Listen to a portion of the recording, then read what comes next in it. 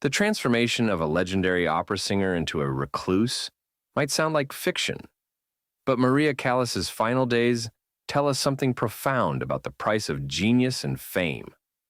That's fascinating.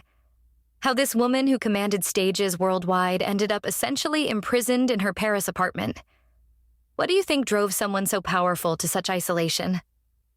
Well, the new film Maria starring Angelina Jolie really dives deep into this question. You know what's striking?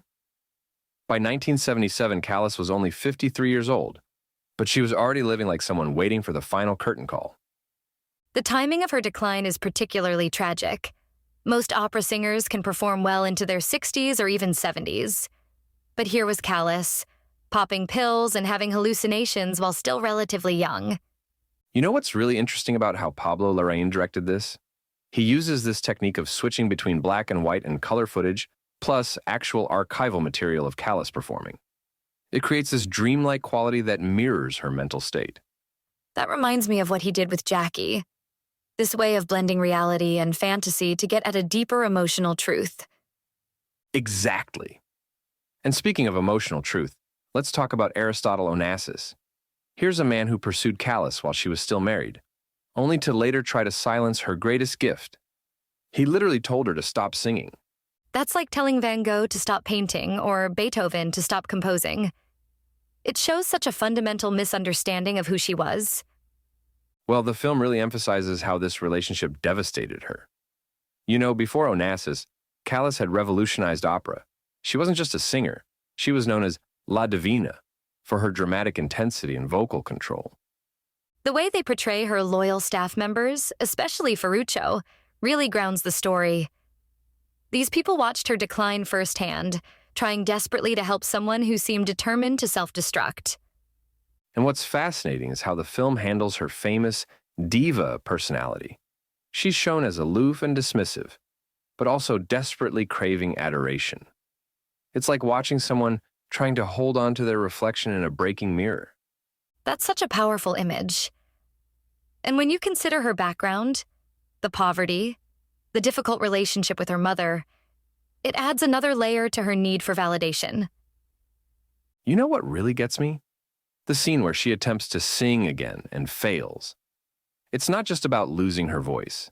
It's about losing her identity. For an opera singer, your instrument is literally part of your body. So when that goes, there's no replacement, no second act. It must have felt like watching yourself disappear. The documentary crew subplot really drives this home. Here's this former icon being asked to revisit her glory days while she can barely hold herself together. It's like being forced to attend your own funeral. Well, that's what makes this story so universal, isn't it? It's about what happens when the thing that makes you special starts to slip away. Exactly. And Jolie's performance captures this perfectly.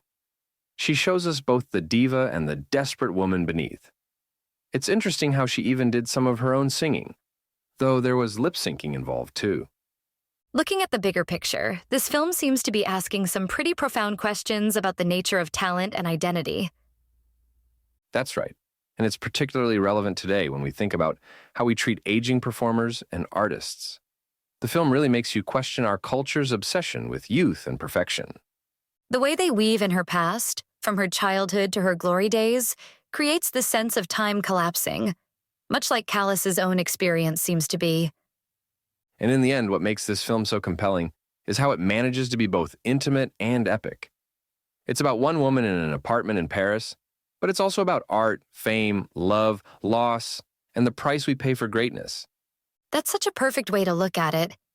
They've turned her life into the kind of dramatic narrative she might have performed on stage, while still maintaining its essential truth. Well, if there's one thing we can take away from this story, it's that even the most extraordinary talents are ultimately human, vulnerable to the same fears and losses as the rest of us. Maybe that's what makes Callas's story so enduringly powerful.